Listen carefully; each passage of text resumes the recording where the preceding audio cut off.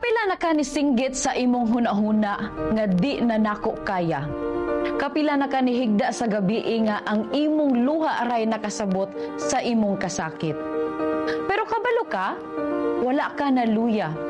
Gikapoy lang ka. Kay dugay na ka naning kamot para sa tanan gawas sa imong kaugalingon. Oo, kay parehas na sa gugma. Usahay, moabot ang punto nga bisan gihimo na nimo ang tanan, ilisan gihapon kag silingan. Pero kabalo ka unsay nindot? Ang Isaiah chapter 40 verse 31 nag-ingon, apan ang mga nagasalig sa Ginoo makabaton og bag-ong kusog. So dili pa di ay tumao ang ending. Wala nimo nabantayan, nag-renew na di ay si Lord sa imong kusog.